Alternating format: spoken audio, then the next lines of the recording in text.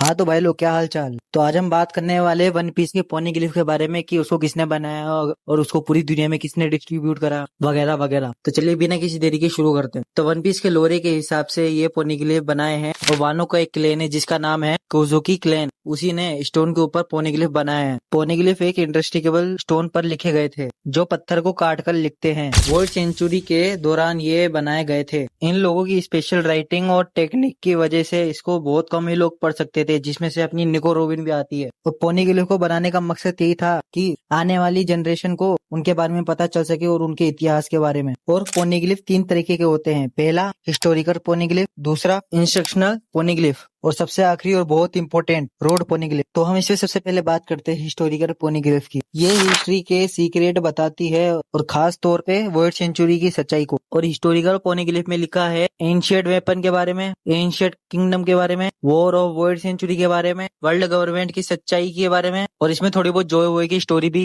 Add है। यानी ओहारा में जो रिसर्च हो रही थी वो इसी के ऊपर बेस्ड थी, हिस्टोरिकल पोनीग्लिफ के ऊपर। इसीलिए निको रोबिन पोनीग्लिफ पढ़ सकती थी क्योंकि वो भी ओहारा से ही थी। और वर्ल्ड गवर्नमेंट ये चाहती थी कि वर्ल्ड सेंचुरी की सच्चाई किसी को ना पता चले, इसलिए ओहारा के ऊपर अटैक करवा के ओहारा को पूरी तरीके से नष्ट कर दिया गया। इसके बाद में आते हैं इंस्ट्रक्शनल पोनीग्लिफ। ये एक तरीके का मैसेंजर स्टोन है जो किसी दूसरे पोनीग्लिफ तक गाइड करती है। बेसिकली मैप या डायरेक्शन। मतलब इनका काम है कि सिर्फ रास्ता दिखाना दूसरे पोनीग्लिफ का और दूसरा मैसेंजर की तरह, यानी किसी का मैसेज इस पे छोड़ देना। जैसे जोएबे का थोड़ा मैसेज छोड़ा गया था फिशमैन आइलैंड में। हमें सबसे पहले जोएबे का नाम फिशमैन आइलैंड में ही सुनाया गया था, जो कि रोबिन ने हमको बताया था, जो कि पोनीग्लिफ पे लिखा था। और सबसे आखिरी और इम्पोर्टेंट पोनीग्लिफ यानी रोड पोनीग्लिफ सबसे रेयर और इम्पोर्टेंट है ये, क्योंकि लाफ्टेर का रास्ता दिखाने के लिए ये होना बहुत जरूरी है, जो कि टोटल 4 पोनीग्लिफ हैं। पहला जोयू वेल ट्री के नीचे बिग मोम के पास है और वानो में किजुकी क्लेन के कंट्रोल में है। और एक पोनीग्लिफ का पता अभी तक किसी को नहीं पता चला, यानी ये एक मिस्ट्री है। तो हमको पोनीग्लिफ के बारे में पता चल चुका है कि पोनीग्लिफ को किसने बनाया है और कितने तरीके के पोनीग्लिफ हैं